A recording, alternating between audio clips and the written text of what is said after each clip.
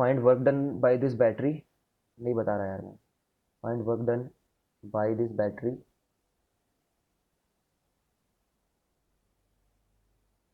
On -30 coulomb charge, तो क्या answer दोगे?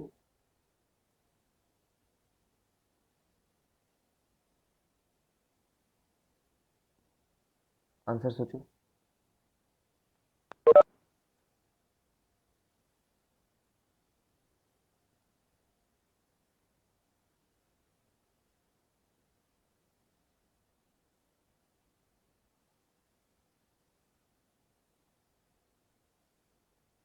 ठीक है, हार्दिक ने करेक्ट बोल दिया है। Find number of electron in 1 coulomb charge, ये सेकंड क्वेश्चन है।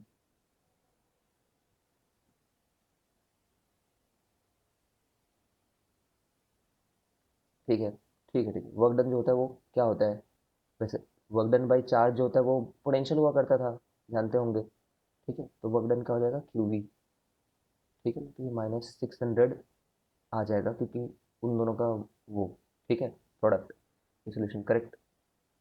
ठीक है, find number of charges in, find number of electron in 1 coulomb charge, Q equal to N E. हाँ, ये तुम्हें याद होना चाहिए, रट्टा याद होना चाहिए ये चीज़, ये चीज़ रट्टे में याद होनी चाहिए। क्या रहेगा? ये डेटा तुम्हें याद होना चाहिए। किसी को भी याद है क्या लिखने वाला हूँ मैं यहाँ पे?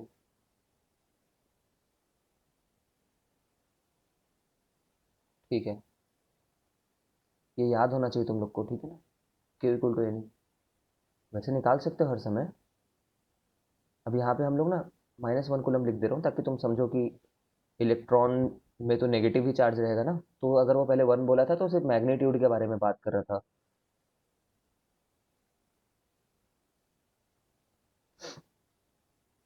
ठीक है,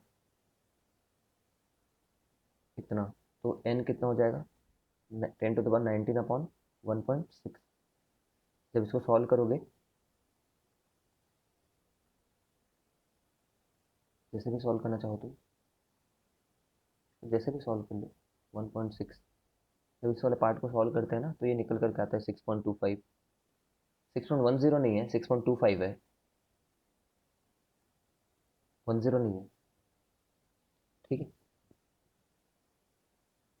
इस पार्ट को मैं सॉल्व करके दिखाई देता हूँ, चलो। 100/16 है ये, 100/16 है तो 25/4 है ये, तो 4, 4 6 24, 10 रह गया है। 10, 10 को मतलब 1 रह गया, 1/4 तो 0.25 ही होता है, तो ये आंसर तुम्हें रखना चाहिए। स्ट्रेट अवे पूछ देते हैं, तो 2 रिवीजन क्वेश्चन हो गए हमारे लिए। ठीक है, जल्दी जल्दी रिवीजन क्वेश्चन करते हैं, मैंने उनको बताया कि रिवीजन क्वेश्चन में टाइम बहुत लगता है। ठीक है, I am just taking a print screen, delete. तुम लोग ना खुद से स्क्रीनशॉट लेते रहना, मतलब मैं अब टाइम नहीं दिया करूंगा क्योंकि उसमें थोड़ा टाइम भी किल होता है, तो तुम्हें जब जरूरत महसूस हो ना कि सर अब मिटा देंगे, ये मुझे लिख करके रखना चाहिए करके, तो तुरंत ले लिया करना। ठीक है, third question will be what? Direction of current, direction of current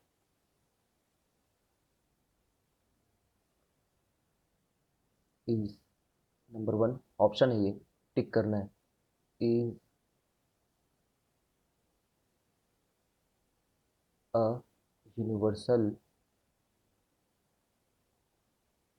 law, मतलब एक यूनिवर्सल लॉ के थ्रू हम डायरेक्शन ऑफ करंट को देखते हैं क्या? ठीक है, direction of current is along positive charge flow. Third,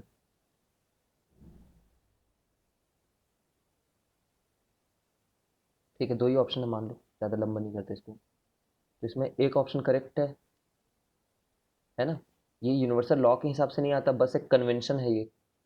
convention मतलब सिर्फ एक रूल है, थंब रूल। ठीक है ना, थंब रूल मतलब बस हमने मान लिया है। ठीक है, क्वेश्चन नंबर 4 पे आते हैं। सिंबल्स पढ़ लिया ना तुमने एक बार?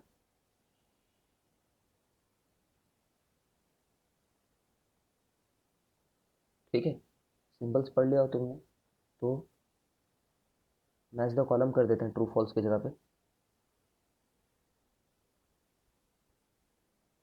मैच द कॉलम कर देते हैं। तुम्हें मैच करना है।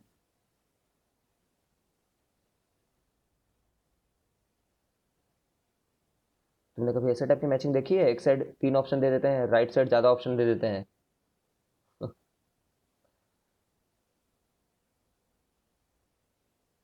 यस सर, ठीक है, चलो देख लिया तो अच्छी बात है।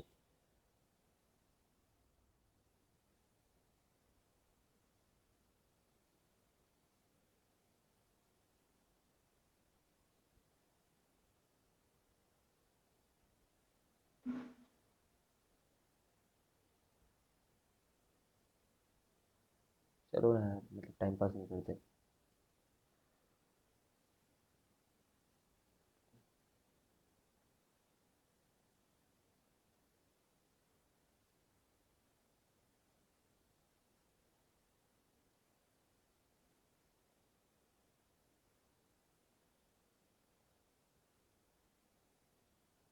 कर आंसर लिखते जाओ।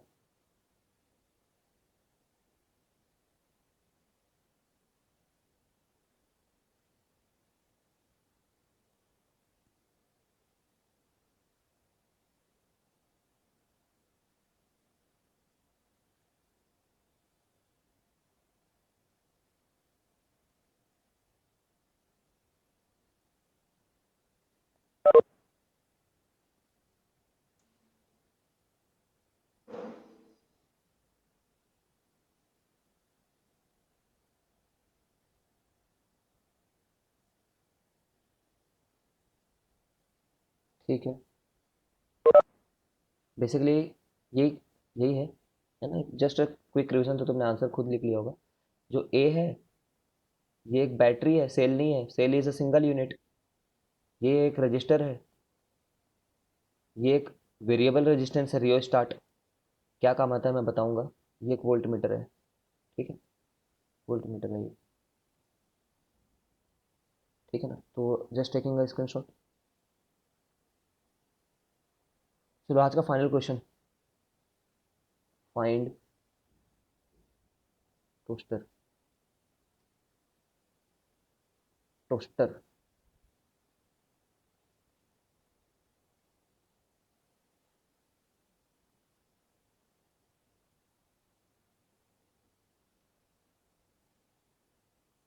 आईवी ग्राफ दिया है। ठीक है, इसमें से जो दो ऑब्जेक्ट्स हैं, उसमें से एक ऑब्जेक्ट जो है वो टोस्टर है। टोस्टर जानते हो, जिसमें ब्रेड सेकते हैं। ठीक है। और जो दूसरा है ना, वो एक एलईडी बल्ब है। वो दो अलग अलग के लिए ये ग्राफ बनाया गया है। ठीक है, मार्क कर देता हूँ मैं। इनकी नंबरिंग हटा देता हूँ। इनमें से दो अप्लायंस में से एक टोस्टर है, एक वो है। ठीक है, तुम्हें बताना है कि which one is toaster, one toaster है या फिर टू वाला टोस्टर है। Toaster. Rheostat is used to up down sir according to need. हाँ, up down resistance. Rheostat is used to up और डाउन द रेजिस्टेंस। टोस्टर क्या होता है? टोस्टर एक ब्रेड सेकने वाली मशीन होती है। अगर नहीं समझ रहे हो ना, तो टोस्टर में गर्म करना पड़ता है हमें, है ना? मतलब ब्रेड को तो गर्म करने के लिए ना बहुत ज़्यादा एनर्जी चाहिए होती है। हीटिंग कॉइल वगैरह जानते हो? हीटिंग कॉइल वगैरह में बहुत एनर्जी चाहिए होती है। यार फर्स्ट वाला। फर्स्ट वाला। तो ठीक है, हमने कैसे बोला था, कोई भी एक या तो हॉरिजॉन्टल लाइन खींच लो या तो वर्टिकल लाइन खींच लो। तो चलो हम हॉरिजॉन्टल लाइन खींच लेते हैं, कुछ भी खींचो कोई फर्क नहीं है, तुम्हारा लॉजिक होना चाहिए उसमें। ठीक है, तो हम लोग बोलेंगे, ठीक है ना, कि सबसे पहले तो उस वाले लॉजिक से, तुम्हारे 10th वाला लॉजिक, जो वी के साइड ज़्यादा इंक्लाइंड है ना, उसकी रेजिस्टेंस ज़्यादा है। याद है ना, ऐसे ही कुछ बोला था हमने। जो वी के साइड ज़्यादा इंक्लाइंड है, उसकी रेजिस्टेंस ज़्यादा है, तो वन की रेजिस्टेंस ज़्यादा है तो टोस्टर हो गया। ठीक है। अब दूसरा लॉजिक जो तुम्हें जेई में यूज़ आता है या फिर किसी भी एग्जाम में, उसमें एक वर्टिकल लाइन खींच देते हैं और इंटरप्रेट करते हैं। सीखो इंटरप्रेट करना, बहुत सरल है इंटरप्रेट करना। हम लोग यहाँ पे बोलते हैं कि उतना ही वोल्टेज दिया ना दोनों को, देखो दोनों को एनालाइज किस वोल्टेज पे कर रहे हैं, दोनों को एनालाइज कोई 20 वोल्ट पे कर रहे हैं मान लो। 20 वोल्ट में इसमें कम करंट है, तो पक्का इसका रेजिस्टेंस ज़्यादा रहा होगा।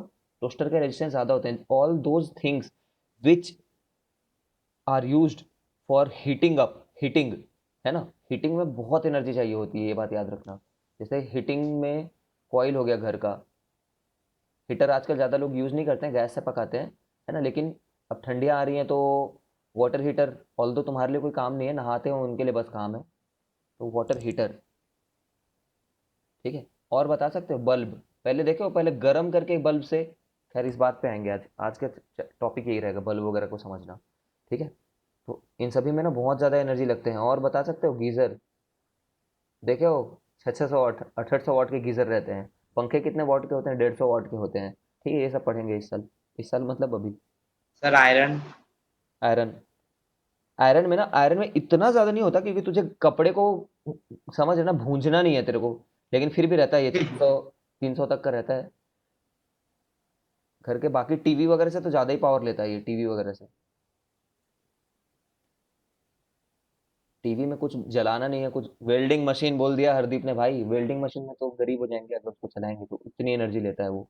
सही बोल रहा है हरदीप। चलो, this is done, we have accepted someone's advice, so let us see तुम में क्या बदलाव आता है। चलो, okay, now what we are going to do, we are going to study about, we have already covered Ohm's law, ठीक है। Ohm's law यही बोलता था कि v is proportional to i, ठीक है, और v equal to R I लिख देते थे फिर, या फिर वन। नाम आते ही जा रहा है, अभी जितना बताना है बताना। आज हम लोग पढ़ेंगे रेजिस्टेंस के बारे में। Most important part of this chapter is resistance, and most interesting part of this chapter is resistance, ठीक है ना। हम लोग सिंपली एक बार डिफाइन कर लेते हैं, is the, what is resistance? Resistance is the obstruction offered, या फिर सप्लाइड, या फिर obstruction caused due to, due to an appliance to the flow of, to the flow of electrons, ठीक है। मतलब जैसे कि देखो, तुम एक बल्ब का एग्जांपल लोगे ना, तो सबसे सरल रहेगा तुम्हारे लिए रेजिस्टेंस को समझना। एक बल्ब का जो फिलामेंट होता है, ये दो प्रकार के बल्ब आते हैं बाय द वे। हम लोग इनकैंडेसेंट बल्ब से समझेंगे। Incandescent, you have to remember this word throughout the life, science पढ़ रहे होगे तो ये आएगा ही। इनकैंडेसेंट मतलब ना, जो लाइट देते हैं, है ना, जो लाइट देते हैं थ्रू ग्लो होकर के।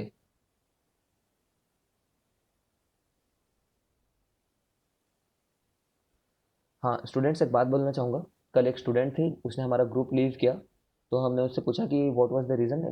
फीडबैक भी पता होना चाहिए कि हम लोग क्या गलती कर रहे हैं। तो उसने बोला कि क्लास का लेवल ना बहुत हाई हो जा रहा है करके। टू बी वेरी प्रिसाइज, मैं हाई क्लास लेवल लेना चाहता हूँ, ठीक है, बट अभी तक ऐसे कोई हाई लेवल क्लास तुम्हारी हुई नहीं थी, ठीक है। तो अगर तुम्हें अभी हाई लेवल लग रहा है ना, तो डेफिनेटली तुम काफ़ी कम पानी में हो, you need to gear up, है ना। बाकी अगर तुम्हें ऐसा फील होता है कि थोड़ा टफ चल रहा है तो एक बार बताना, वो उसका पर्सनल रीज़न था, you should not panic. Incandescent, light through glow, ठीक है। और एक दूसरे टाइप के बल्ब, जो दूसरे टाइप के आते हैं ना, उसको फिलहाल अदर्स लिख देते हैं, चलो, ठीक है। लाइट थ्रू ग्लो मतलब जो लाइट देते हैं ग्लो करके।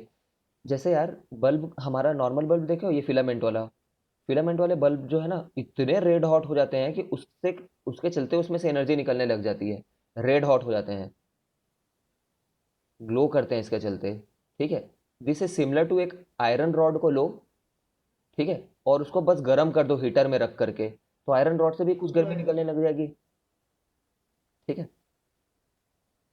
हम्म। तो ये ना, ऐसे लोग इनकैंडेसेंट कहलाते हैं। और अदर्स, अदर्स में फिलहाल एलईडी बल्ब को देखो, घर के, हम्म। घर में जो एलईडी बल्ब होता है वो इतना रेड हॉट होता थोड़ी है, वो रेड हॉट नहीं होते रहता, उसमें दूसरे मैकेनिज्म से होते रहता है, ठीक है। इसका मैकेनिज्म जो है ना, तुम मतलब सुपर कंडक्टर 12th क्लास में समझोगे, बस इसका मैकेनिज्म अलग रहता है, ऐसा समझो, ठीक है। चलो मैं थोड़ा सा बता देता हूँ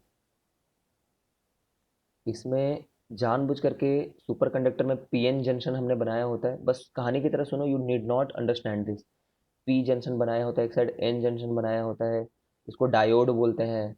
डायोड में इस जंक्शन में, ये जो जंक्शन बनाया होता है इसमें जानबूझ करके हम लोग इलेक्ट्रॉन को रिकम्बाइन कराते रहते हैं होल के साथ। एक इलेक्ट्रॉन और होल जब रिकम्बाइन होते हैं तो लाइट निकलती है बस। ठीक है, बस इतनी सी बात है। ठीक है, जबकि बल्ब में क्या होता है उसको अभी देखने वाले हैं। ठीक है ना, ये बेसिकली क्या हो रहा है बता रहा हूँ यहाँ पे।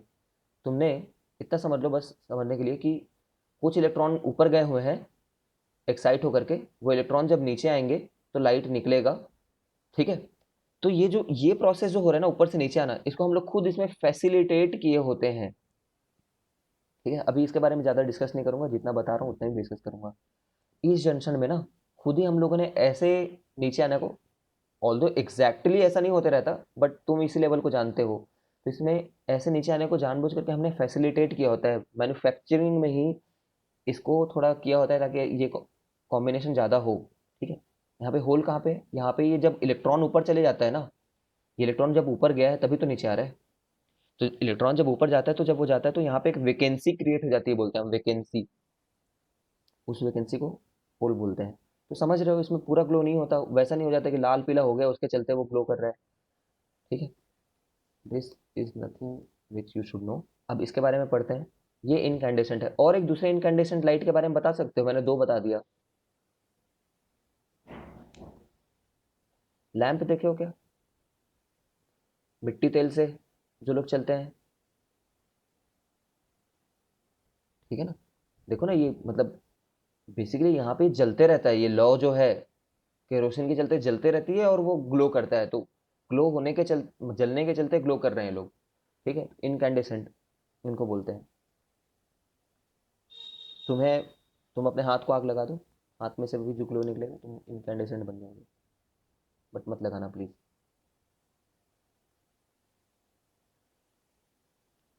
ठीक है, चलो अब आते हैं। हाँ हाँ, हरदीप आ रहे हैं, उधर पहुंच रहे हैं। रेजिस्टेंस ही पढ़ते हैं, अभी खत्म नहीं हुआ रेजिस्टेंस। तो understanding resistance, understanding resistance through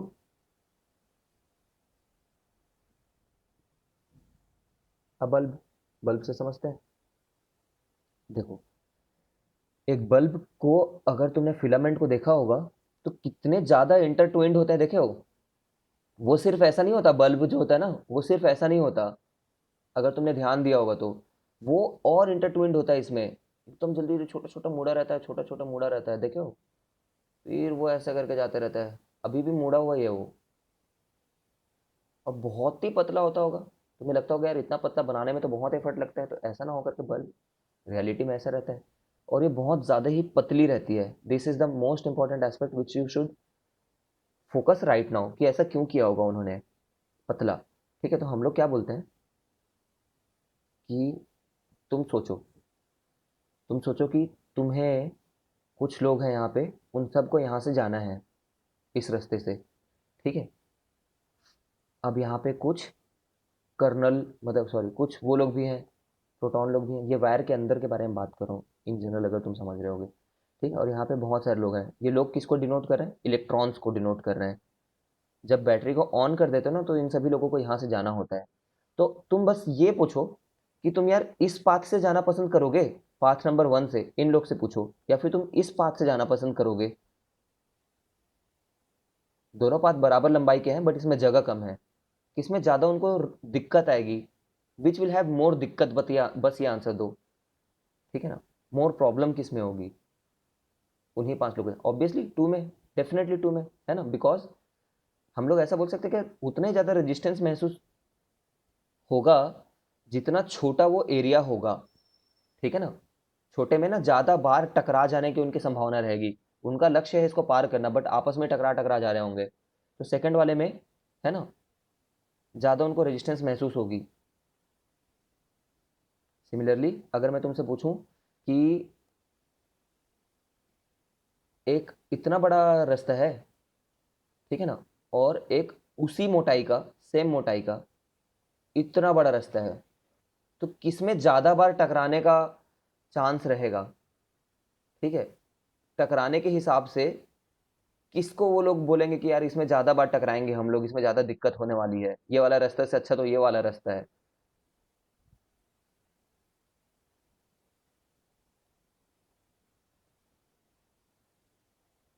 देखो अभी भी दो रास्ता चुनना है, अभी एरिया बराबर है, तो लोग कौन सा पाथ चुनेंगे या फिर कौन सा ऐसा चुनेंगे इसमें कम बार टकराए वो लोग। टकराने से दिक्कत होती है उनको, ऑब्वियसली कोई भी टकरा टकरा के थोड़ी जाएगा। हाँ पहले में ज़्यादा दिक्कत होगी। अच्छा किसको चुनेंगे ये बता रहे हो? किसमें दिक्कत होगी ये बताओ, आई एम सॉरी, किसमें दिक्कत होगी, वन वाले में कि टू वाले में? कौन सा नहीं चूज करना चाहेंगे? ऑब्वियसली है ना। फिर से वही, तो हम लोग क्या बोल रहे हैं, सेकंड वाले को क्यों नहीं चूज कर रहे हैं? क्योंकि उसमें रेजिस्टेंस ज़्यादा है, रेजिस्टेंस दिक्कत ज़्यादा है उस पाथ में, is proportional to the length, is proportional to the length. ठीक है, तो इन दो बातों को कंबाइन करके ना, साइंस में हमेशा याद रखो, दो ऐसे अगर प्रोपोर्शनलिटी रिलेशन ढूंढ चुके हो अगर, है ना, if you have found to proportionality reason equations, और मैं तुम्हें उनको कंबाइन करने के लिए बोलूँ कंबाइन, तो तुम उनको ना ऐसे लिखते हो हमेशा। ठीक है, और ऐसा नहीं लिखोगे कभी भी, प्रोपोर्शनल टू 1/a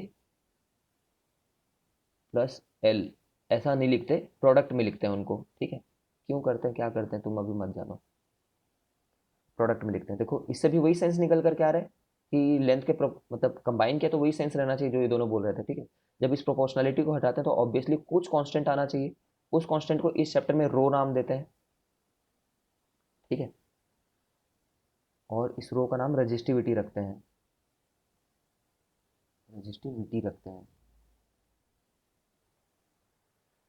ठीक है, देखेंगे, this is characteristic of material, characteristic of material, इसका मतलब क्या ये देखेंगे। अभी हम रेजिस्टेंस पढ़ रहे हैं, ठीक है ना। कैरेक्टरिस्टिक मतलब फिर से मैं तुम्हें बता दूं, कैरेक्टरिस्टिक का मतलब क्या होता है, प्रॉपर्टी है ये।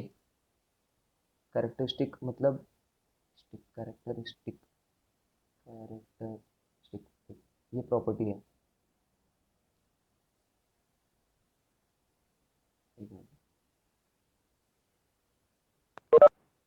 कहाँ चली गई थी ऋषिका, तुम इतने देर बाद क्यों आई हो?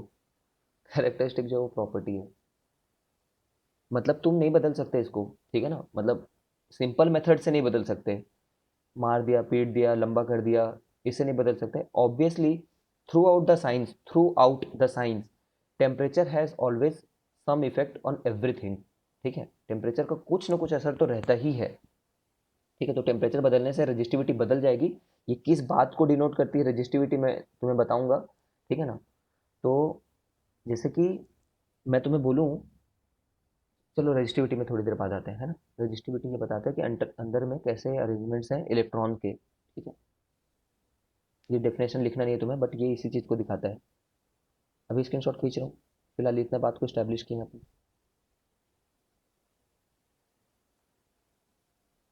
सर हाँ, सर वो क्या रेजिस्टिविटी के नीचे कैरेक्टरिस्टिक ऑफ क्या लिखा है सर, वो मटेरियल, विजुअल नहीं है। मटेरियल मटेरियल, चलो इतना मटेरियल। नहीं लिखूंगा मैं, हाँ, मटेरियल। जैसे तुम ठीक है सर। कहीं से भी कॉपर वायर ले आओ, किसी भी दुकान से खरीद करके, उसकी रजिस्टिविटी जो निकल करके आएगी ना वो सेम रहेगी, क्योंकि उसके अंदर के इलेक्ट्रॉन के अरेंजमेंट सेम रहेंगे। कहीं से भी तुम ले आओ आयरन रॉड, तो उसके भी अरेंजमेंट इंटरनली सेम रहेंगे सिमिलरली। ठीक है, अब आते हैं इसको समझने में। ठीक है ना, ये वाले पार्ट को समझने में देखो, अब तुम्हें थोड़ा समझ में आ रहा है क्यों इसको इतना पतला दिया गया होगा, क्यों पतला किया गया होगा, ताकि ज़्यादा बार टकराएं वो लोग। हम क्या चाहते हैं, हम चाहते हैं ज़्यादा बार ही टकराएं वाकई में यहाँ पे। ठीक है, क्यों इतना बुरा भला चाह रहे होंगे हम लोग इसका, और इलेक्ट्रॉन लोग जब मूवमेंट करते रहते हैं ना, जाते रहते हैं, तो जितना ये पतला होता है उतने ही बार इनका इनसे टकराने का, ठीक है, और आपस में भी टकराते रहने का, है ना, फ्लो, आपस में भी टकराना और इनसे टकराने के चांसेस बढ़ते रहते हैं। ठीक है, अब जब ये लोग इसमें टकराएंगे तो क्या होगा, ऐसा हमें क्या फ़ायदा मिल गया जो हम इसको टकराना चाह रहे थे। जब ये लोग आते हैं किसी काइनेटिक एनर्जी के साथ और टकराते हैं तो they lose their kinetic energy, है ना भाई, आ रहे हैं तो कुछ ना कोई काइनेटिक एनर्जी के साथ आ रहे हैं, और जब टकराए तो लूज़ के ही, स्पीड तो चली गई ना, स्पीड चली जाएगी, जैसे ही टकराएंगे तो जीरो वेलोसिटी हो जाएगी मोमेंटरली, मोमेंटरली जीरो वेलोसिटी हो जाएगी। They lose kinetic energy in form of heat, in form of heat, ठीक है। फिर जैसे ही जीरो स्पीड होगी उसके बाद दोबारा क्यों चलने लग जाते हैं लोग, क्योंकि ओवरऑल एक बाहर से बैटरी है जो बोल रहा है चलो चलो चलो, ठीक है, हर समय बोले जा रहा है इस तरीके से। कैसे बोल रहा होगा, मुंह से बोल रहा होगा क्या, मुंह से नहीं बोल रहा है वो एक फील्ड अप्लाई किया हुआ है, ठीक है। ये फील्ड के बारे में तुमने हल्का सा 11th 9th क्लास में सुना होगा। अर्थ कैसे हम पे काम करती है, क्यों हम अट्रैक्टेड रहते हैं, क्योंकि अर्थ का कोई इनविजिबल लाइन हम लोग को खींचते रहता है, ठीक है ना। ऐसे ही ये बैटरी इनविजिबल लाइन क्रिएट करती है जो इनको इधर जाने पे खींचते रहता है। तो हम लोग ये बोलते हैं कि बैटरी ने पोटेंशियल डिफरेंस अप्लाई किया है, वो दूसरा तरीका है बोलने का कि बैटरी ने फील्ड अप्लाई किया है। आगे जाकर के देखोगे, रुको। ठीक है ना। What you have to understand, वो मैं दोबारा बोलूंगा तुम्हें। What you have to understand, you have to understand that electrons keep moving in a particular direction because of the potential difference applied by the battery. This you have to write. Electrons keep on moving in a particular direction. Whenever they collide with the ions or other electrons, they lose their kinetic energy in the form of heat. This heat, है ना, इस heat के चलते ही ये गर्म होकर के glow होने लग जाता है, ठीक है। हीट, अभी फिलहाल तुम ऐसे समझ लो कि हीट के भी फॉर्म में लूज करता है, कभी कभी लाइट के फॉर्म में भी लूज करता है, इतना समझ लेने से तुम्हारा काम हो जाएगा। हीट, इसीलिए जो ये बल्ब होते हैं ना, बल्ब के फिलामेंट के अंदर ही बात बता रहा हूँ, ये सब हो रहा है बल्ब के फिलामेंट के अंदर में, ठीक है। तो इसलिए वो ग्लो कर रहे हैं, हीट, इसलिए हीटअप भी बहुत ज़्यादा हो जा रहे हैं, ठीक है, और हीट एंड लाइट प्रोड्यूस कर रहे हैं।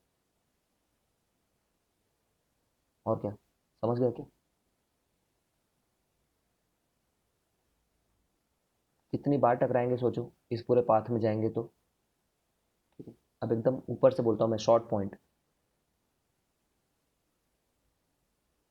हीट रजिस्टेंस के कारण है नहीं, रेजिस्टेंस का कारण क्या है यहाँ पे, वाई, रेजिस्टेंस ओवरऑल क्या हुआ फिर, व्हाट इज रेजिस्टेंस देन, अगर एकदम इंटरनली इतना समझ गए तो।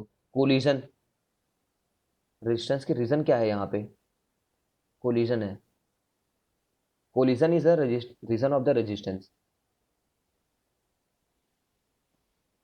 हाँ हाँ हाँ, बैटरी कैसे पोटेंशियल डिफरेंस क्रिएट करती है ये अभी नहीं पढ़ना है, बस ये फैक्ट लेकर के चलना है कि बैटरी क्रिएट कर देती है पोटेंशियल डिफरेंस। एक बंदे ने डाउट पूछा, उसका आंसर दिया मैंने, ठीक है। रेजिस्टेंस का रीजन क्या है, कोलिजन, कोलिजन के चलते क्या होता है, कोलिजन का इफेक्ट क्या है, कोलिजन का इफेक्ट क्या है, भाई तुम खुद सोचो, बार बार टकराते रहोगे, ठीक है ना, तो गर्म हो ही जाता है कोई भी लोकेशन, उसी तरीके से ये गर्म कर करके ना हीट एंड लाइट को प्रोड्यूस करते रहते हैं, ठीक है।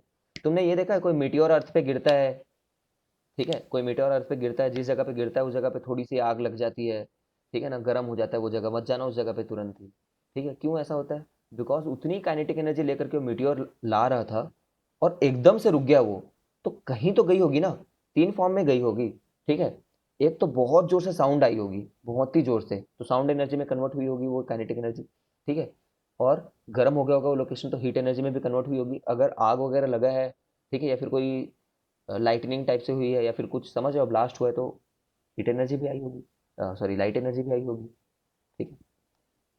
तो इस तरीके से हमारा लाइट ग्लो होता है, बल्ब ग्लो होता है, ठीक है। ये हमने क्या किया है अगर तुम समझ रहे होगे तो, कोलिजन के इफेक्ट से हीट एंड लाइट है,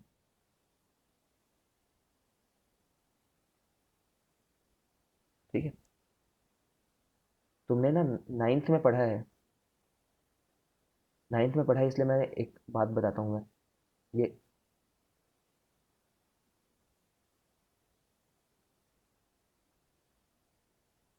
बल्ब में ना ऐसा भी चीज़ होते रहता है, जब ये हीट होता है ना बल्ब के फिलामेंट, तो ये वाली चीज़ भी होते रहती है, ऐसा समझो।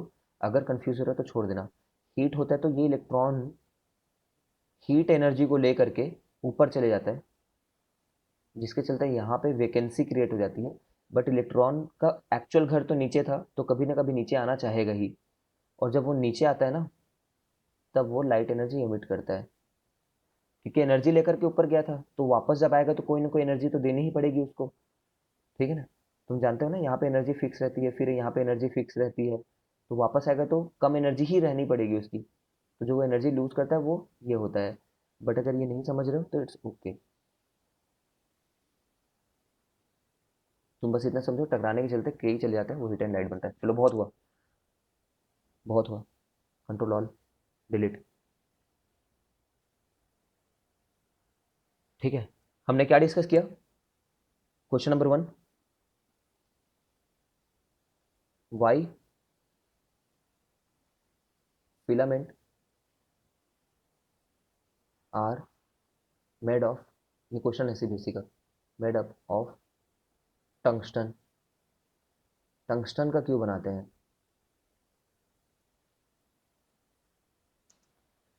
अभी उसका आंसर नहीं डिस्कस किया है।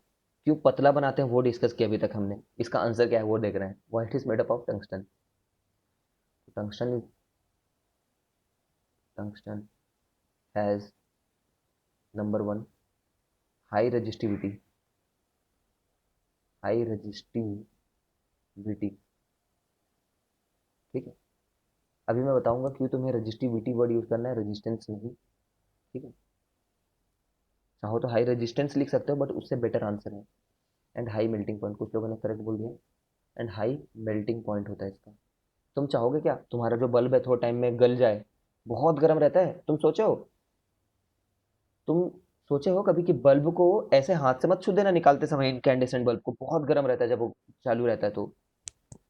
ठीक है, तो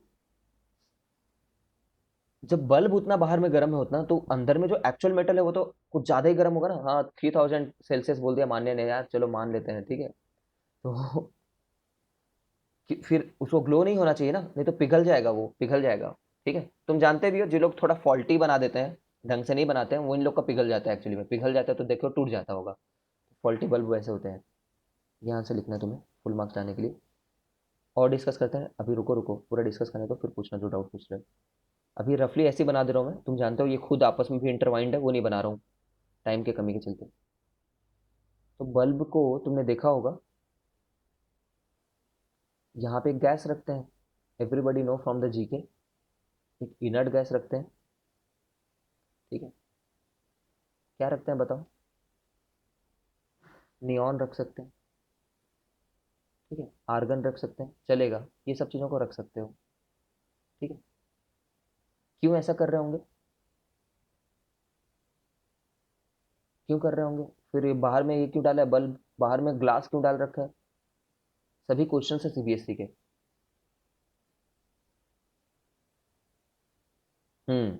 देखो बाहर के एयर में है O2, ठीक है, और अंदर में है ऐसा गैस जो कि इनर्ट है। इनर्ट मतलब नो रिएक्शन, रिएक्ट नहीं करता।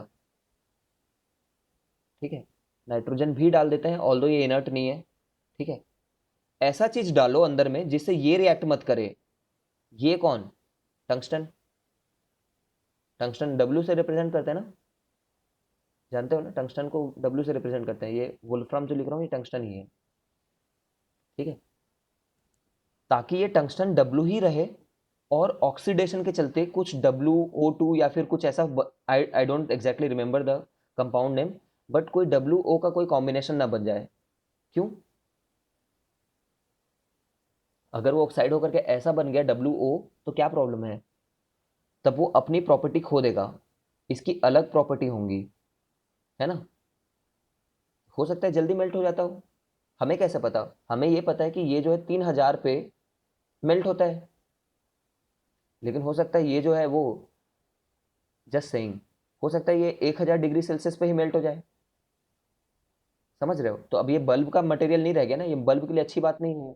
ये तो तुरंत ग्लो हो जाएगा, ब्लो हो जाएगा, तुरंत फट जाएगा, फट जाएगा। ठीक है ना? वी वांट कि हमारा मटेरियल वुल्फ्राम का वुल्फ्राम, टंगस्टन का टंगस्टन ही रहे और कुछ बदल ना जाए, इसलिए ग्लास लगाते हैं। इनर्ट गैस इसलिए लगाते हैं ताकि वही फिर से रिएक्ट होकर के ये अपनी प्रॉपर्टी ना बदले। ऐसा गैस रख दो जो गर्म होकर के खुद इससे ही रिएक्ट हो रहा है, तो कोई अच्छी बात थोड़ी है ये, है ना। फिर इसमें जब पानी डालते हो, पानी का ड्रॉपलेट, क्या डाल रहा हूँ देखो, पानी का ड्रॉपलेट बल्ब में, कभी जलते हुए बल्ब में पानी का ड्रॉपलेट डाले हो, क्या होता है? हवन हो जाता है, बोल दो।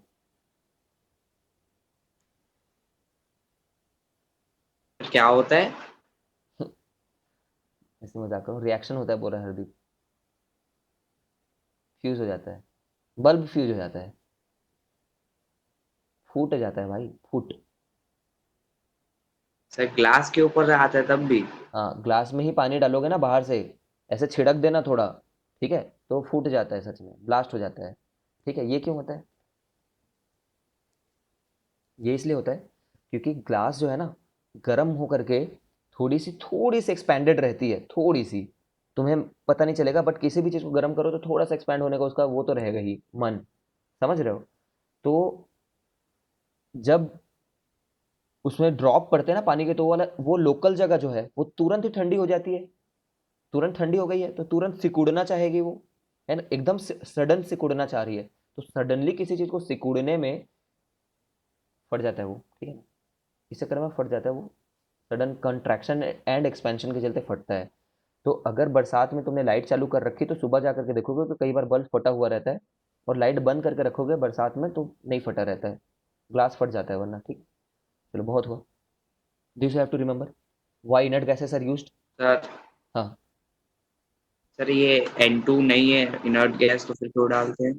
हम कोई भी ऐसा गैस डालना चाहेंगे जिससे ये रिएक्ट मत करे, ये,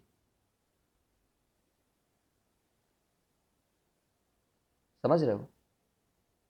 N2 इसमें, वैसे इसमें नहीं डालते हैं, नाइट्रोजन को जनरली चिप्स वगैरह में डालते हैं, इसमें डालते हैं कि नहीं आई डोंट रिमेंबर, एक बार चेक कर सकते हो विकीपीडिया वगैरह में, ठीक है, बट नाइट्रोजन को डालते हैं ना चिप्स वगैरह में।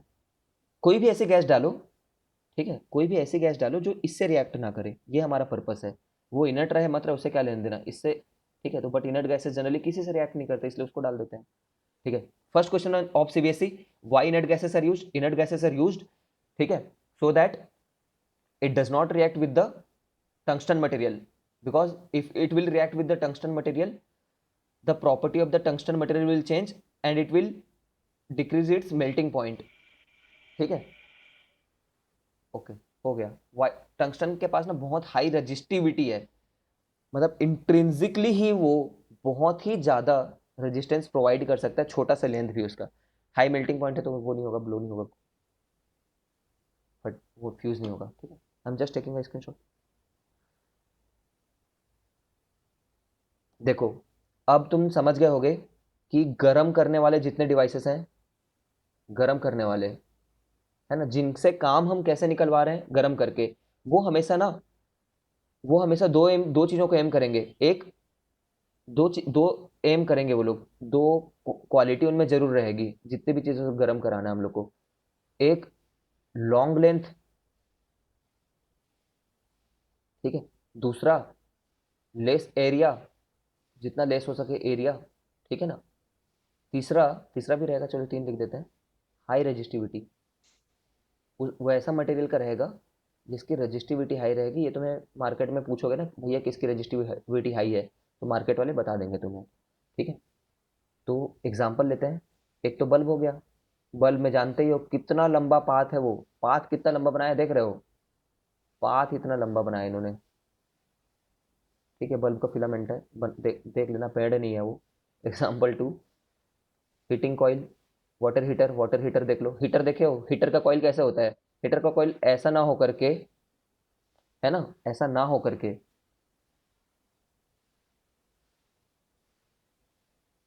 ढंग से नहीं बना रहा हूँ तो देख लेना, है ना। वाटर हीटर, बरसात के महीने का हमारा साथी, सीधा आते रहता है, ठीक है। वो, देख रहे हो क्या, लंबा पाथ चाहिए, ज्यादा बार टकराओ उससे भला होगा हमारा। किसी भी बंदे ने किसी भी आयरन को, प्रेस को खोल करके देखा है अंदर में क्या रहता है करके?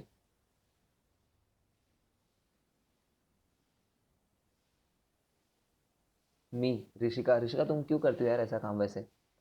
अंदर में ना कुछ ऐसा सा लगा होता है, ठीक है, पट्टियां होती हैं ऐसे, उसमें बहुत फाइन वायर है ना ऋषिका, बहुत फाइन वायर होते हैं ऐसे। फाइन वायर मतलब पतले, कम, कम एरिया मतलब ज्यादा रेजिस्टेंस, है ना, और बहुत लंबा। देख पा रहे हो?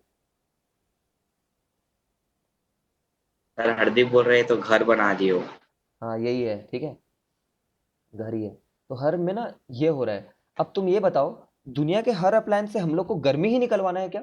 अच्छा वो देखे हो, चलो फ्रिज के पीछे में देखे हो कुछ, फ्रिज का पीछे गर्म रहता है, चल छोड़ो, वो तो कुछ अलग ही रीजन है, वो ये रीजन नहीं है, ठीक है, छोड़ो छोड़ो छोड़ो। क्या बोल रहा था मैं? हाँ, हर हर अप्लायंस का ये काम थोड़ी है कि वो गर्म ही करे, कुछ ऐसे भी, हाँ, ठीक है आर्या, कुछ ऐसे भी चीज़ें होती हैं जिससे हम लोग को दूसरे प्रकार के काम निकलवाने होते हैं, जैसे पंखे। पंखा गर्म हो, ये हमारा एम नहीं है, ठीक है, लेकिन पंखे के थ्रू भी जब हम इलेक्ट्रॉन को फ्लो कराते हैं ना, इलेक्ट्रॉन को जब फ्लो कराते हैं तो वो ऐसा, ऐसी हरकत कर रहा होगा जिससे ये घूम रहा है, ठीक है ना, कैसे कर रहा होगा बाद में देखेंगे, but what is the ultimate aim, electron उनके अंदर जाए और कुछ ऐसी हरकत करें जिनसे हमारी यूटिलिटी निकल जाए।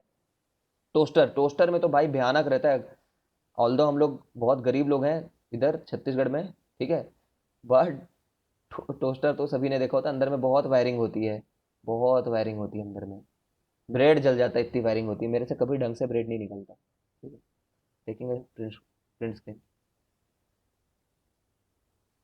अब आ जाते हैं, रेजिस्टेंस बहुत हुआ, हमने रेजिस्टेंस को बोल दिया रो एल बाई ए है करके, ठीक है, ये हमने कैसे डिराइव किया, थ्रू सिंपल सिंपल बातें, है ना, एसी, सही बात है, एसी में भी रहता है, कुछ लोग एसी बोल रहे हैं, एसी में भी बहुत वाइंडिंग होती है, अंदर में देखोगे तो दुकानदार के पास एसी खरीदने जाओगे तो एक ही बात बोलता है, कॉपर वाइंडिंग है, कॉपर वाइंडिंग है, ठीक है, तो कुछ तो हाँ। वाइंडिंग होता होगा, ठीक है, तो नहीं रजिस्टर, नहीं, रहने दो, बाद में बोलो।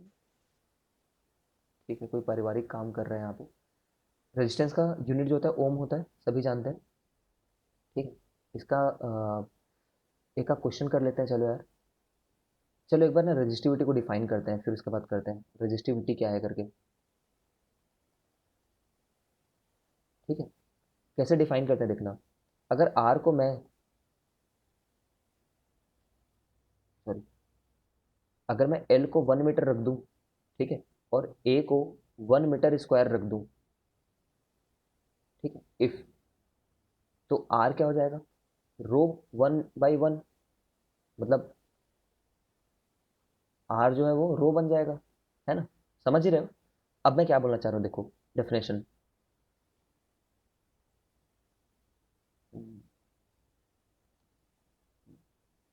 एक minute, resistivity of a material is it's resistance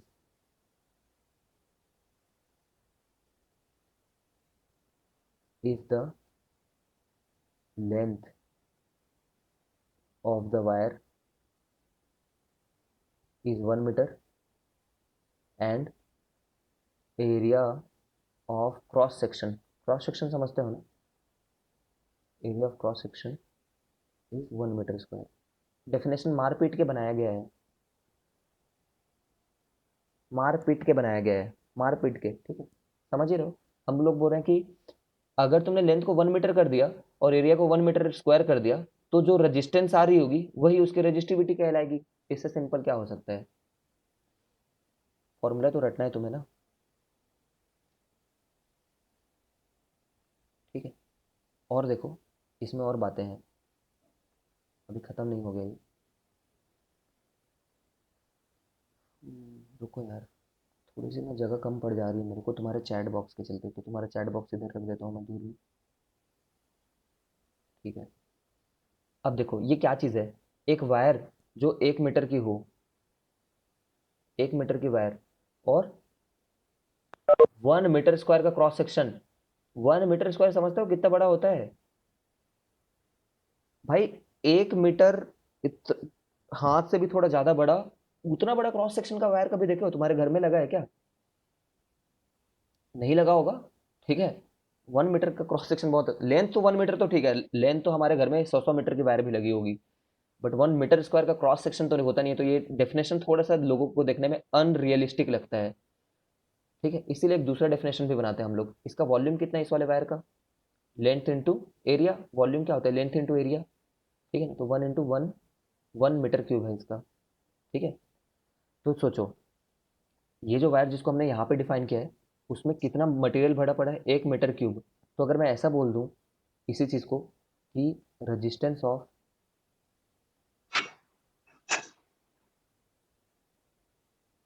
sorry,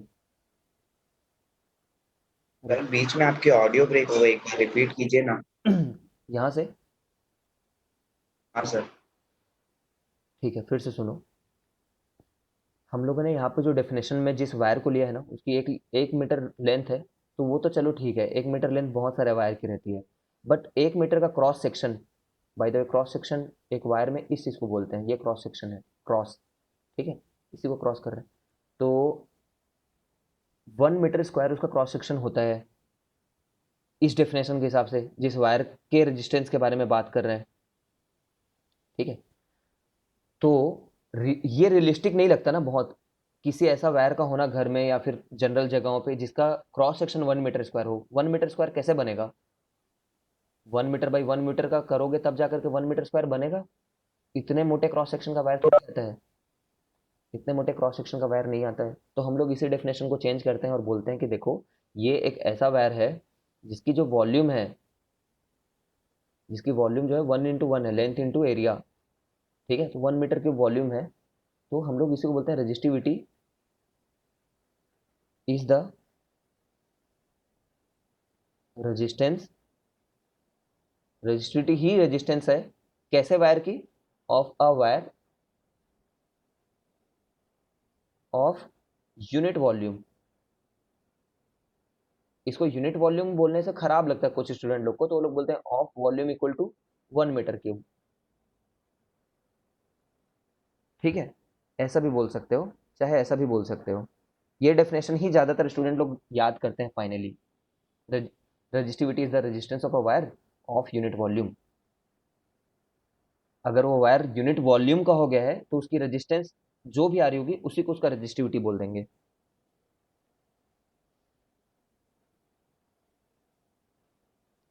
एक बार यूनिट पे आते हैं। रो को ऐसा लिख सकता हूँ क्या? देखो तो,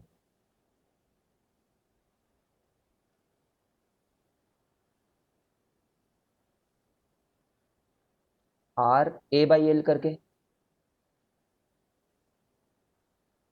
है ना? तो ये तो ओम होता है, ये मीटर का स्क्वायर होता है, और नीचे में मीटर होता है, तो ये ओम मीटर, ये इसकी SI यूनिट हुई। SI स्टैंडर्ड, इंटरनेशनल स्टैंडर्ड है इसमें। ठीक है, बहुत इंपॉर्टेंट है, ये स्टार मार्क कर लेना, ओम मीटर। ठीक है, एक कॉमेडी बात बताऊं, 1 बाई जो रजिस्टिविटी होता है ना, इसको कंडक्टिविटी बोल देते हैं। रजिस्टिविटी का उल्टा कंडक्टिविटी है। ठीक है, ये कॉमेडी बात नहीं है। कॉमेडी बात ये है कि इसका यूनिट कितना आना चाहिए, इसका यूनिट भी ऐसे होना चाहिए। इसके यूनिट को ओम इनवर्स मीटर इनवर्स भी लिख देते हैं। ठीक है, ये भी कॉमेडी बात नहीं है। कॉमेडी बात ये है कि ये जो लिखते हैं ना उसको ऐसा लिख देते हैं। मैंने नहीं बनाया है, दुनिया ने बनाया है। मैंने नहीं बनाया है, स्टैंडर्ड नोटेशन है वर्ल्ड का। सर फिर नहीं दिख रहा है वहां का लिखा हुआ।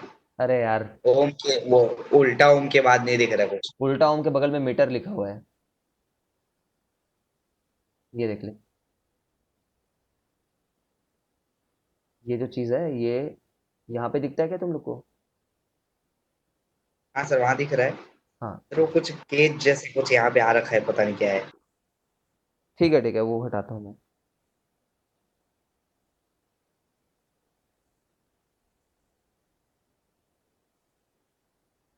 चलो ठीक है, तो ये ऐसा भी सिंबल होता है। तुम ये समझ गए कि वन बाय रजिस्टिविटी को कंडक्टिविटी बोलते हैं, तो वन बाय रेजिस्टेंस को क्या बोलते होंगे? वन बाय रेजिस्टेंस, रेजिस्टेंस का उल्टा क्या होता है? कंडक्टेंस।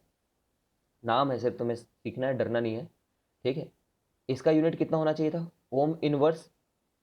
ठीक है, अभी अभी मैंने बताया तुम लोग को कि इसी को ऐसा भी डिनोट कर देते हैं, है ना, ये यूनिट है उसका। ठीक है, सबसे कॉमेडी बात ये है, ओम इनवर्स को मोह पढ़ते हैं, महो। ये क्या चीज का उल्टा बता सकते हो? ये ओम का उल्टा है। ठीक है, ये होता है। ठीक है, अब मैं क्या कर सकता हूँ, इसमें है तो है। कंडक्टेंस का यूनिट मोह होता है, मोह मोह। मैं तो ऐसे रीड करता हूँ, वैसे मोह बोल देता हूँ मैं, लेकिन महो बोलना चाहिए। ठीक है, बट छोड़ो, बहुत हो गया, यूनिट है तो है। चलो चलो एक बार रिवाइज करते हैं क्विकली, जो बात तुम्हें याद रखनी है। What is resistivity? Resistivity is the resistance of a wire of unit volume. ठीक है, आते हैं इसमें अभी और चलते हैं आगे, तब तुम्हें समझ में आएगा। और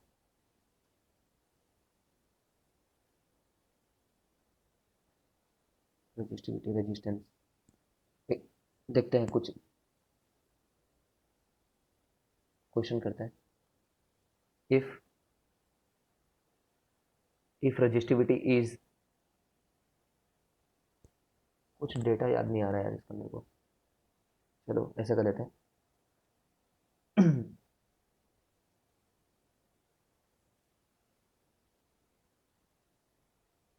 सुनने दो। ठीक है, इफ रजिस्टिविटी ऑफ कॉपर जो है, लेटेस्ट से, रुको एग्जैक्ट डेटा देता हूँ मैं तुम्हें, ताकि तुम्हें ना फीलिंग आए कि रजिस्टिविटी होती कैसी है। Resistivity of copper, 0.0171 ohm. According to Electrosola, अरे copper यार, has a resistivity of 0.0171 ohm square millimeter per meter and is, therefore, one चुप of the कर best यार। conductors for electric current. ठीक है चलो, if resistivity of copper equal to, रफली ऐसे ले लेते हैं, 2 × 10⁻⁻8 ओम मीटर, ये एक्चुअल डेटा है, रफली, है ना। 1.7 था, 2 ले लिया। Find resistance of a wire of, part A में अलग बनाना है, लेंथ जिसका 10 मीटर हो एंड एरिया जिसका 1 मीटर स्क्वायर हो। चलो इसको कितना कर लूँ मैं, 5 मीटर स्क्वायर है एरिया, कैसे भी करके बहुत घटिया डेटा दे दी, तो 0.5 मीटर स्क्वायर है, मान लेते हैं 0.5 metre square. B, length 1 metre हो और एरिया 1 मीटर हो, 1 मीटर स्क्वायर हो। ठीक है, सॉल्व करो तो एक बार, तुम सॉल्व करो। सर रेजिस्टेंस ऑफ वायर मतलब रेजिस्टिविटी निकालने बोला है। नहीं नहीं, रेजिस्टेंस निकालने के लिए बोला है, R = ρ L/A होता है, ये फॉर्मूला यूज करने के लिए बोला गया है। सर को रेजिस्टेंस, अच्छा ठीक है सर, रेजिस्टिविटी ऑफ कॉपर दिया हुआ है। हाँ, रजिस्टिविटी ऑफ कॉपर दिया हुआ है, उसी कॉपर वायर का ही निकालना ऑब्वियसली, और क्या। ट्राई करो, नहीं बनेगा तो बताता हूँ।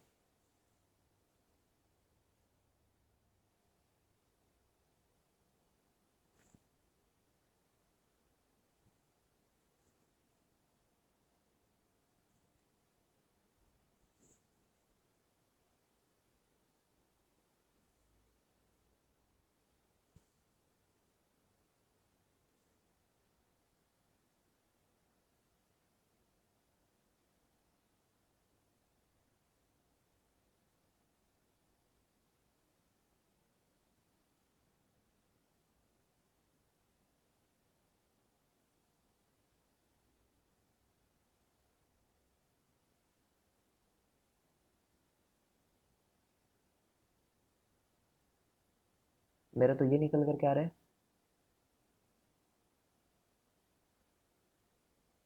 ठीक है, जो बोलना चाहो, सही बोल रहे हो। ठीक है, ये इतना ज़्यादा ना, इतना इतना छोटा कम इसलिए निकल कर के आ रहा है, ये वाला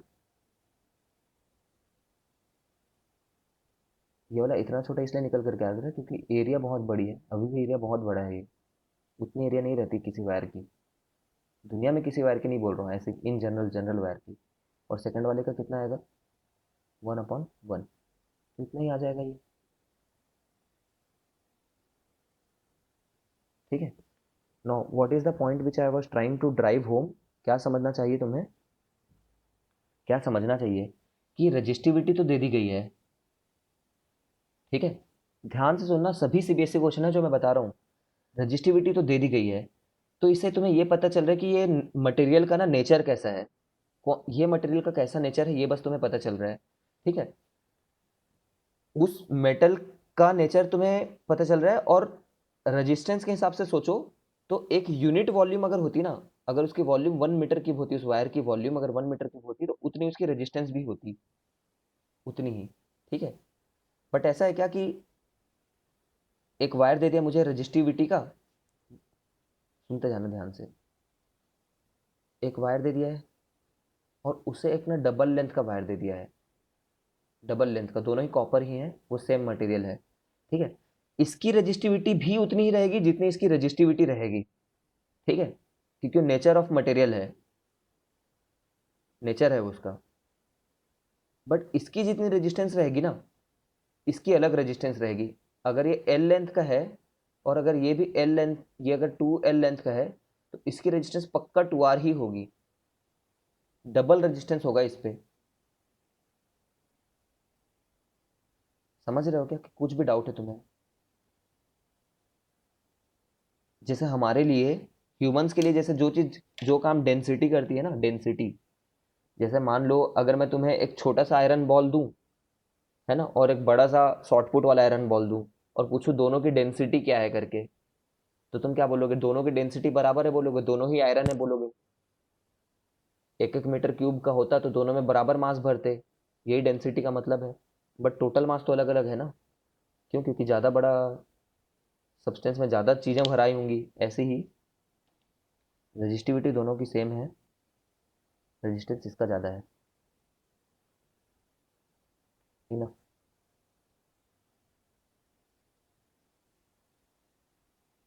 डाउट है तो पूछो यार, क्योंकि ये पार्ट ना बहुत सारे स्टूडेंट लोग को अजीब लगता है।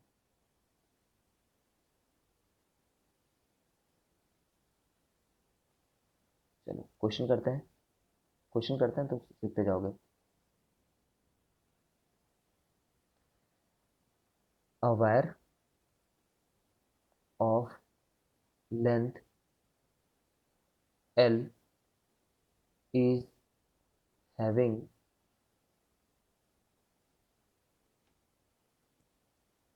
a wire of length L and area A is having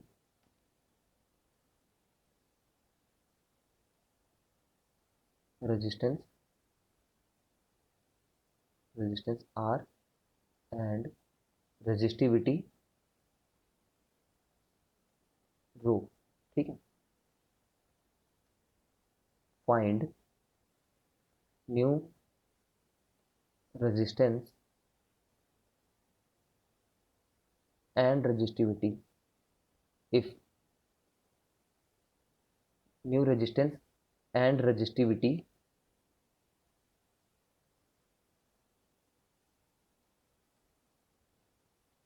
if part A length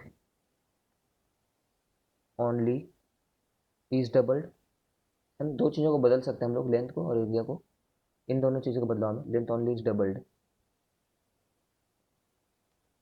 दूसरा, एरिया only is halved। तीसरा, रेडियस is halved।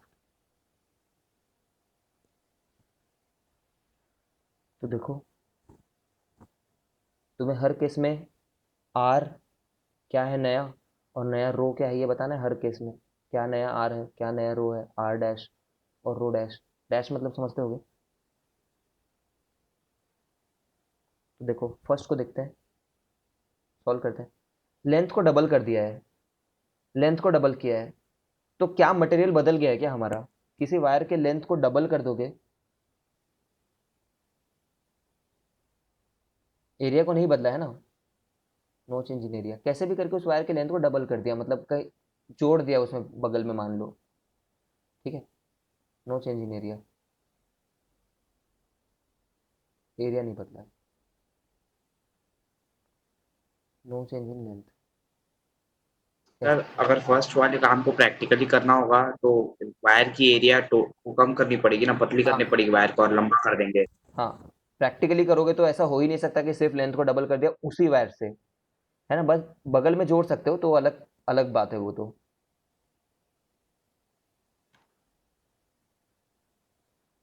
ठीक है, उस टाइप के क्वेश्चन कराऊंगा, वो वाले अच्छे क्वेश्चन होते हैं, थोड़ा टफ होते हैं वो कराऊंगा। देखते जाओ। Length only is doubled, no change in area, उसने खुद बोला है। कैसे किया होगा लेंथ को डबल? पीछे में दूसरा वायर जोड़ दिया होगा, अच्छे से जोड़ दिया होगा। कैसे जोड़ा है, टाइप से जोड़ा है, वो सबसे तुम्हें लेना नहीं है, उसने कैसे भी किया है। ठीक है, तो लेंथ को अगर डबल करोगे तो रेजिस्टेंस डबल हो जाएगी, ठीक है ना। Okay, correct.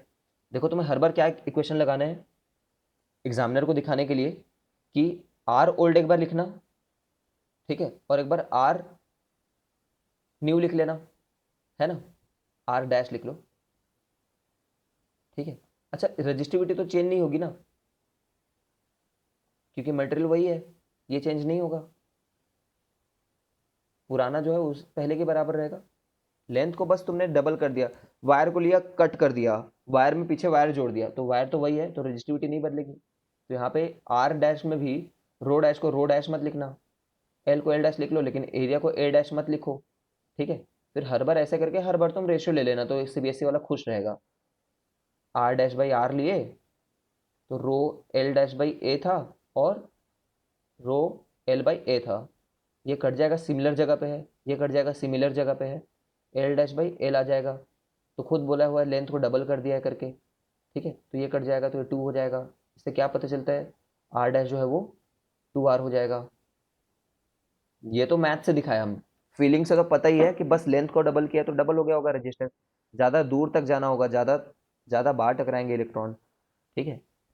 सिमिलरली बी को खुद करना घर पे, R new will be, area को हाफ कर दिया है तब भी डबल रेजिस्टेंस हो जाएगा। साक्षी तुम्हारा गलत क्यों आ रहा है देखो। सर 2R बोलेंगे उसको कि सर मतलब एग्जैक्टली वो 2 नहीं है, नहीं नहीं, 2R लिखे हैं सर उसको। हाँ ये R dash by R two है।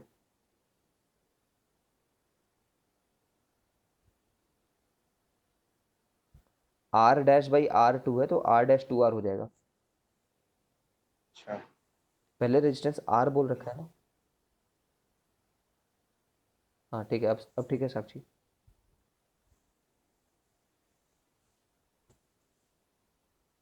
ठीक है, बहुत टफ नहीं है यार, सोचो बस मैथ्स में ना, यही प्रोसेस 10 करोड़ बार करेंगे इस चैप्टर में, 10 करोड़। बस एक बार उस फॉर्मूले को पहले के हिसाब से लिख दो, एक बार उसी फॉर्मूले को नए के हिसाब से लिख दो, और हर बार रेशियो ले लो, पिछले साल भी ये किए हो तुम, ठीक है। तो ये चीज़, फिर हर बार उसमें वैल्यू पुट करो जो उसने बोल रखा है, तो ये डबल आ जा रहा है, ठीक है। बी में भी सेम, एरिया को हाफ किए हो ना, छोटा एरिया कर दिए हो, रो एल बाई ए था, ठीक है ना, समझ गए होगे। ओके, सी में चलते हैं, सी पार्ट में। आर बाई आर डैश, सीधे मैं लिख रहा हूँ इस बार, R dash by R equal to, rho तो नहीं चेंज होगा, किसी भी केस में रो नहीं चेंज होगा, किसी भी केस में नहीं होगा, इन तीनों ही केसेस में नहीं होगा।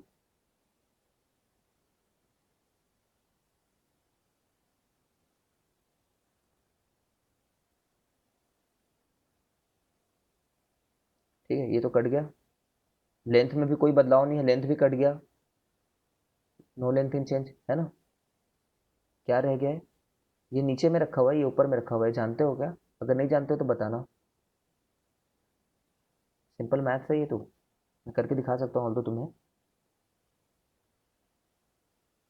चलो करके दिखाई देता हूँ।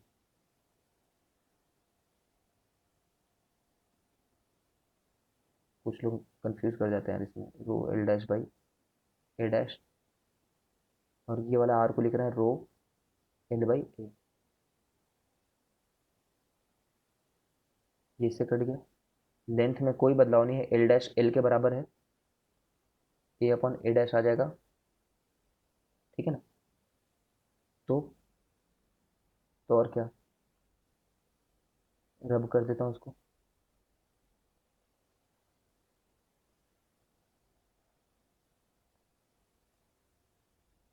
ये एरिया पाई आर स्क्वायर है, और बाद में पाई आर डैश स्क्वायर है।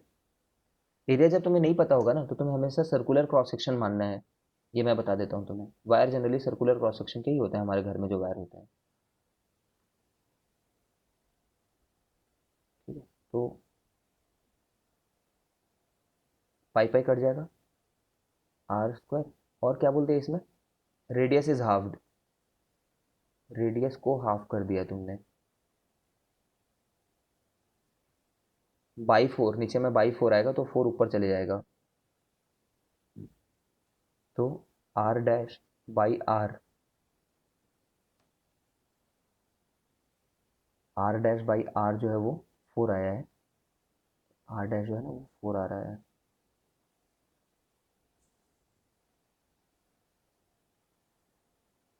रजिस्टिविटी हर में उतना ही है। समझ गए हो तो बताओ। यही क्वेश्चन है सीबीएसई के, इसी क्वेश्चन को 20 बार प्रैक्टिस करनी है एग्जाम से पहले।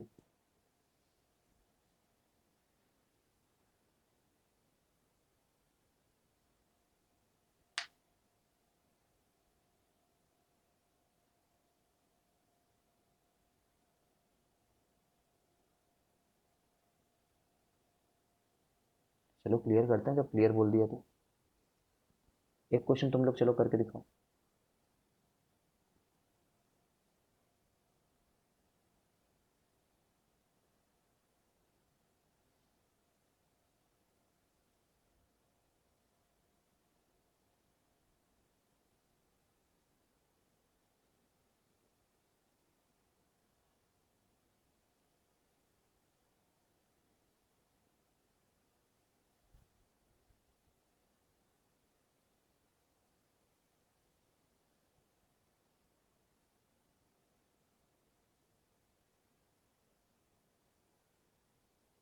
निकालो।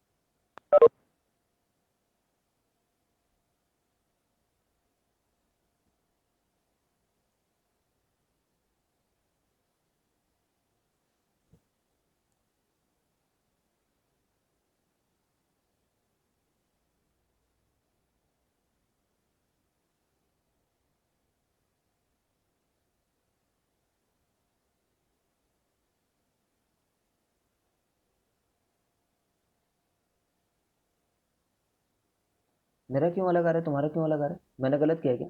हाँ मैंने गलत किया है, सॉरी। मैंने गलत किया यार। मैंने गलत किया, सॉरी।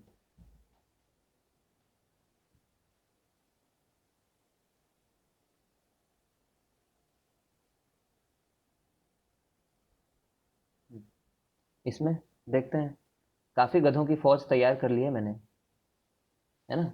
सेकंड क्वेश्चन में मेरे को पता चल गया कि फौज तैयार करी है मैंने। फौज किसकी? गधों की। सभी लोग हो, ऐसा मत सोचो कि मैं नहीं हूँ वो नहीं हूँ, सभी हो। बोथ है, सेम, रजिस्टी, रजिस्टी, BT.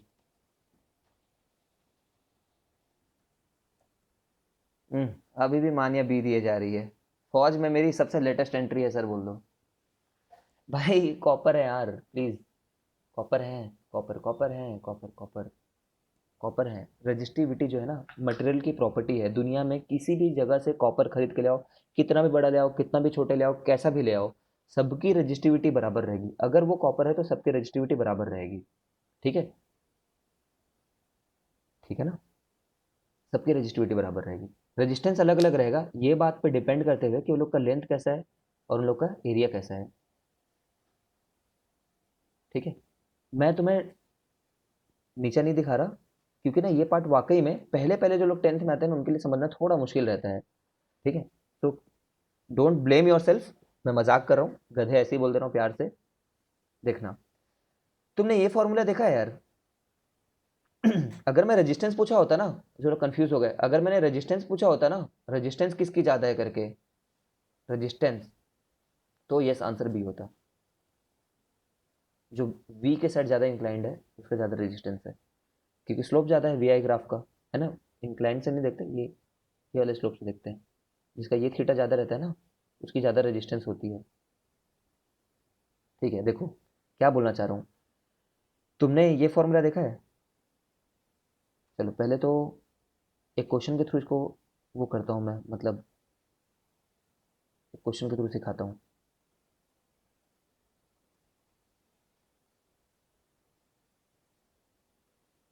Are equal to rho L by A, there four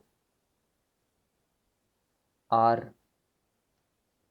therefore r depends on, therefore r depends on 1 rho 2 l 3 a। ठीक है, ये ट्रू और फॉल्स पूछा है। इतना बड़ा क्वेश्चन है और बोला है ट्रू और फॉल्स, तो हम लोग बोलेंगे आंसर में कि हाँ इसने पूरा इस क्वेश्चन में जो लिख रखा है वो ट्रू है करके, कि r depends on this, this is true, this is true. ठीक है, अब एक नेक्स्ट क्वेश्चन में आते हैं।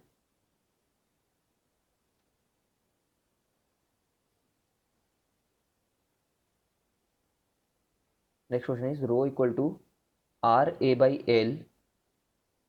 ठीक है, implies rho depends on 1 R 2 A तीसरा एल। क्वेश्चन है कि ये ट्रू और फॉल्स है करके। क्वेश्चन ये है कि ये जो पूरा इतना बड़ा स्टेटमेंट लिखा है वो ट्रू है कि फॉल्स है, तो हम लोग आंसर में देंगे फॉल्स है करके। ठीक है, क्या बोलना चाह रहा हूँ, कोई किसी चीज़ पे डिपेंड करता है कि नहीं, ये सिर्फ फॉर्मूले से कोई दुनिया का बंदा नहीं बता सकता। सिर्फ फॉर्मूले से ना कौन किस पे डिपेंड करता है दुनिया का बंदा नहीं बता सकता। He should have a deep understanding of how the formula came. ठीक है, he should have deep understanding of how the formula came. मैं इसको डिलीट कर रहा हूँ ऊपर वाले पार्ट को।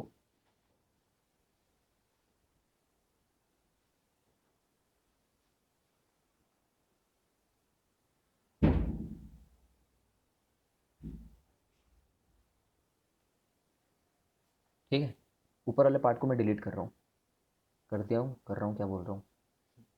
देखो, ये याद है, जी m1 m2/r², सभी लोग को याद होगा। इसमें जी को क्या बोला करते थे? Universal gravitational constant. Universal gravitation constant. तो जी डिपेंड करता था क्या भाई, इस पे, इस पे, इस पे और इस पे। जी तो दुनिया में किसी चीज पे डिपेंड नहीं करता था, याद होगा तुम्हें।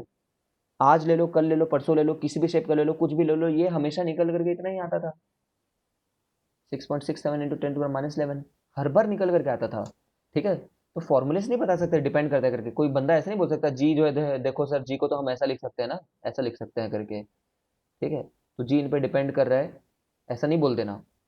वो तुम्हें फीलिंग से आएगी चैप्टर के कि जी तो यूनिवर्सल है करके। ऐसे ही रो ओनली डिपेंड्स ऑन कि कौन सा मटेरियल लिया है तुमने।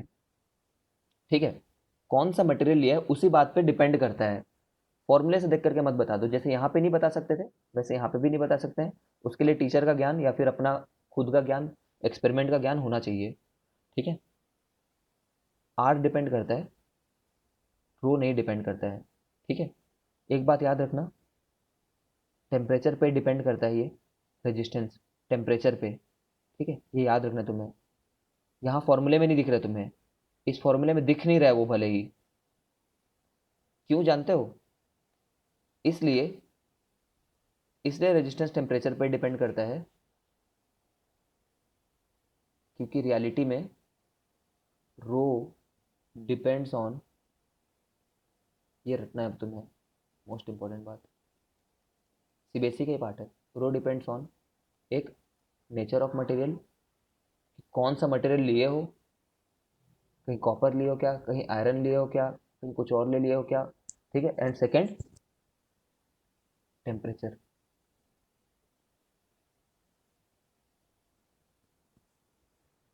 Resistivity depends on nature of material and temperature. ठीक है, तो अगर रजिस्टिविटी खुद टेम्परेचर पे डिपेंड कर रही है, कैसे डिपेंड कर रही है, we will discuss it over here.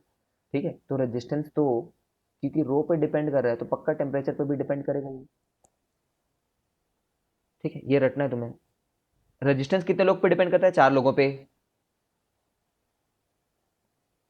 ठीक है, रो कितने लोगों पे डिपेंड करता है? 2 लोगों पे।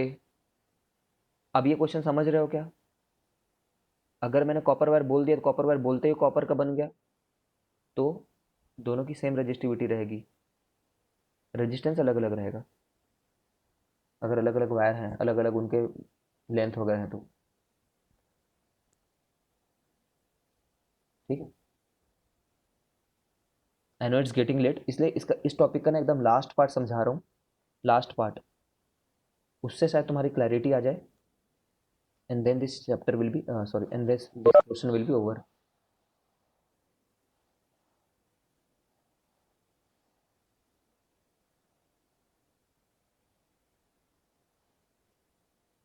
ये वाला पार्ट सबको कंफ्यूजिंग लगता है यार, तो थोड़ा घर में जाके एक्सटेंसिव रीडिंग करना, एक्सटेंसिव। पूछना मेरे से बार बार कॉल करके, परेशान करना मेरे को। देखो में क्या हो रहा है, जल्दी जल्दी कराता हूँ क्योंकि तुम भी थोड़ा बोर हो रहे होगे। एज सिंपल एज यार कि अगर तुम्हारे पास 1 मीटर क्यूब का वायर है ना, 1 मीटर क्यूब की वायर है अगर,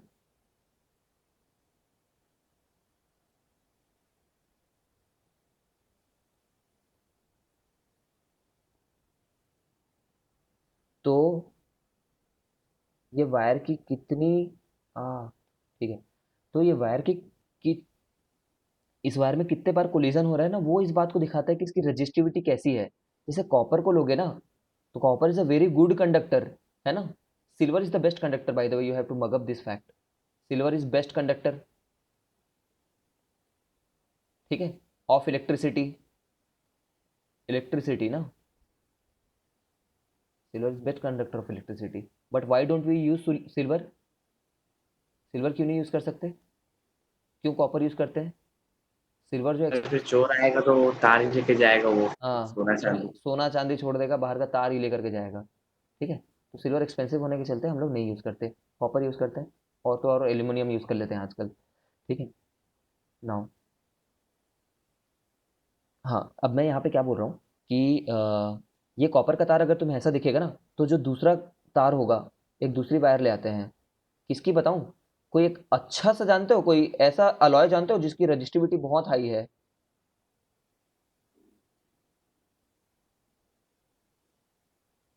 कोई भी ऐसा चीज जिसकी रजिस्टिविटी बहुत हाई हो। 12th वाले थोड़ा वेट करना, लॉक कर देता हूँ मीटिंग को, घुस जाते हैं बार बार। मैं उनके ग्रुप में एक बार मैसेज डालता हूँ।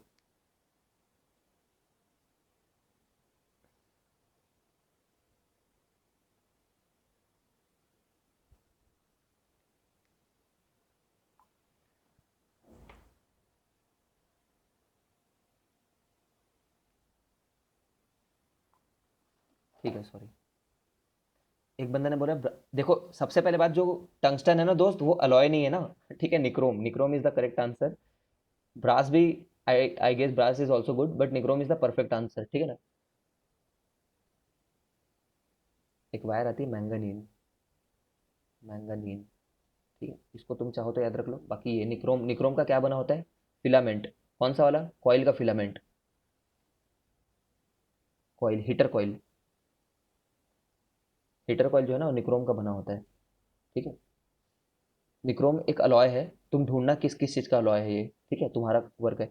तो ये ना इसकी रजिस्टिविटी ज्यादा होती है। निक्रोम से क्या काम निकलवाना है हम लोग को, हीटर बनाना है, तो उसकी रजिस्टिविटी शुड भी हाई। रजिस्टिविटी हाई होने का क्या मतलब है, रजिस्टिविटी हाई होने का मतलब है अंदर में ज्यादा एजेंट है कोलिजन करने वाले, ज्यादा एजेंट हैं। डिफरेंस देख पा रहे हो यार, ठीक है ना, डिफरेंस देखो तुम। इसमें से जब एक इलेक्ट्रॉन गुजर रहा होगा ना, बोलेगा वाह मस्त फ्री पाथ है, और यहाँ पे एक इलेक्ट्रॉन आ जाए, बोलेगा यार बहुत बार कोलिजन करना है। बट हमें चाहिए ही यही, बहुत बार कोलिजन हो यहाँ पे हीटर के लिए, ठीक है। बट हमारे घर में जो तार लगी होती है, कॉपर तार किस में लगी होती है, जो हमारे घर तक वायर आती है ना, मेन मीटर से, जो मीटर बड़ा सा घर में मीटर, रीडिंग मीटर लगा होता है, वहां से जो वायर आती है तुम्हारे अप्लायंस तक, तुम्हारे बल्ब तक, वो वायर गर्म हो जाए चाहते हो क्या तुम, वो वायर गर्म हो जाए चाहते हो क्या तुम, वो वायर गर्म हो जाए थोड़ी चाहते हो।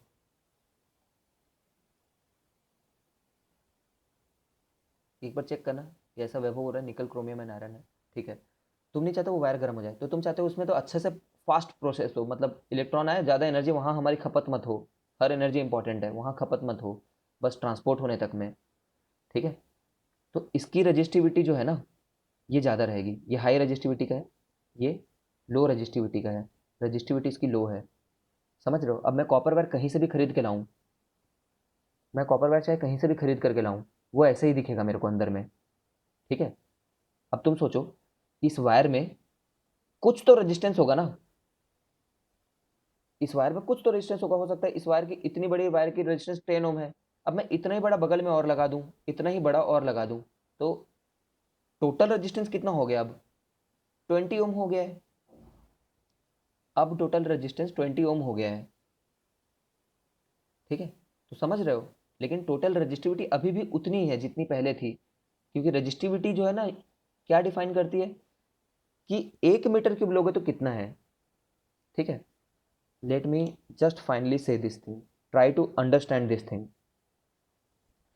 पानी की डेंसिटी होती है 1000 kg पर मीटर क्यूब, ये तो जानते हो, 1000 kg पर मीटर क्यूब पानी की डेंसिटी होती है। अब अगर तुम्हारे पास, तुम्हारे घर में 1 मीटर क्यूब पानी है, तो तुमसे मैं बोलूंगा कि इसकी डेंसिटी कितनी है, तो तुम लोग बोलोगे 1000 है। तुम्हारे घर में अगर 10 मीटर क्यूब पानी है, 10 मीटर क्यूब, ठीक है, 10 मीटर क्यूब पानी है, और मैं बोलूँ कि अच्छा अब इसकी डेंसिटी कितनी है, तो तुम क्या बोलोगे, चाहे मेरे पास 10 मीटर क्यूब पानी हो, बट डेंसिटी तो 1 मीटर क्यूब के हिसाब से डिफाइन होती है, तो डेंसिटी तो मेरे लिए अभी भी 1000 ही है।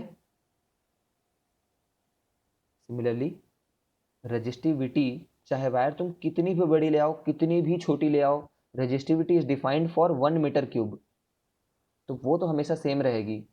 एक कॉपर के लिए वो हमेशा सेम रहेगी, आपस में एक निक्रोम के लिए, कॉपर की निक्रोम की अलग अलग हो सकती है, होगी ही। Are you clear with the picture. Yes, sir. ठीक है, Yes. This is very critical part.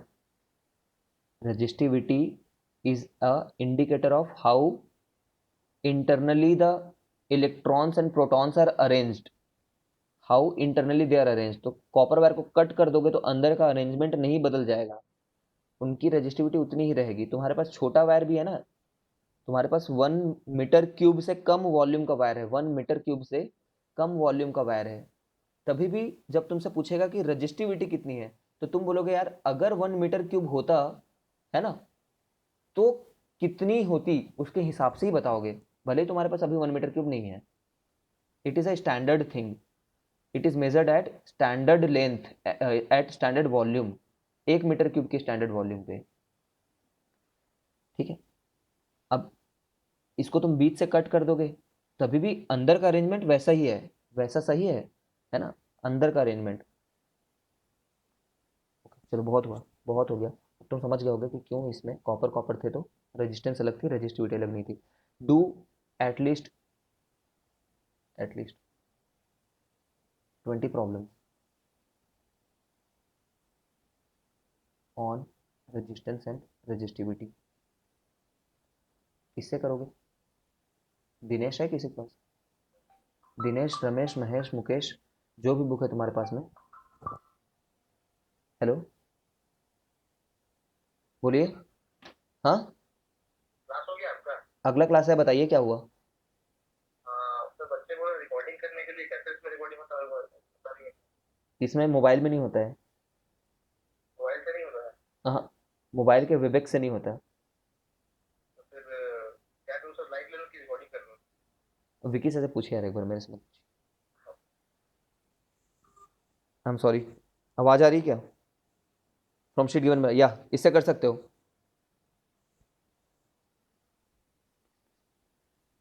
एक बंदा पूछ रहा है, सुनो, एक डाउट सुन लो। सर अगर मैं कॉपर वायर को एकदम पीस पीस कट कर दूं फिर उसको हीटिंग से ज्वाइन कर दूं तो कुछ फर्क पड़ेगा क्या उसके रेजिस्टिविटी पे? रेजिस्टिविटी पे कभी फर्क नहीं पड़ेगा। अगर पहले तुम्हारा टेम्परेचर 20 डिग्री था और बाद में भी टेम्परेचर 20 डिग्री ही है तो तब नहीं फर्क पड़ेगा। टेम्परेचर बदलेगी ना तो फर्क पड़ेगा, टेम्परेचर नहीं बदलना चाहिए। कुछ भी करो उसके साथ, आग लगा दो, कुछ भी कर दो, अगर टेम्परेचर वापस फिर से उतना हो गया ना तो नहीं फर्क पड़ेगा। नाउ यू स्टार्ट लिविंग, सब लोग छोड़ना शुरू करो चैट को क्योंकि 12th वाले हैं। ठीक है, दिनेश से कर लो या फिर शीट से कर लो, चलो छोड़ते जाओ।